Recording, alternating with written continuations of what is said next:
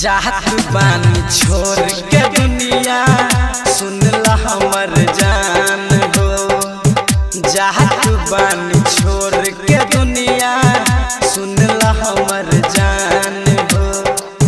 प्यार के नाम ना केहू करे है बदनाम हो।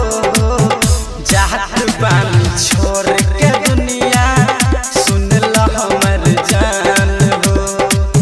जात बानी छोड़ के दुनिया सुन ला हमर जान हो।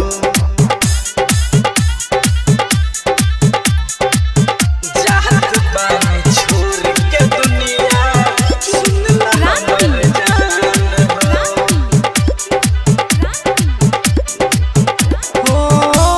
एक नहीं जन्म नहीं साहत हो जन्म से प्यार होला दिलवा के मन से।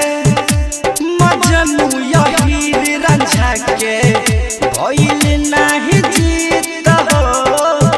गाभी छोड़ी गइले ई हो गीत हो। प्यार के नाम ना केहू करे बदनाम हो। जात बानी छोड़ के दुनिया सुन ला हमर जान हो।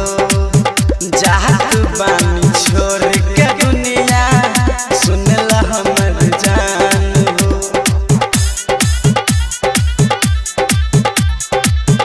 जात बानी छोड़ के दुनिया सुन ला हमर जान हो।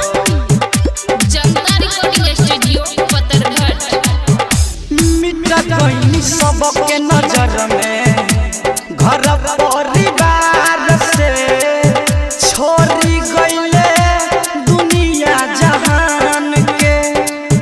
प्रेमी और प्यार के केहू ना मिटाई। लिखल बारा उहो भगवान से। प्यार के नाम ना केहू करे है बदनाम हो। जात बानी छोड़ के दुनिया सुन ला हमर जान हो। जात बानी छोड़ के दुनिया सुन ला हमर जान हो। Recording by Dilkhush Dilwar.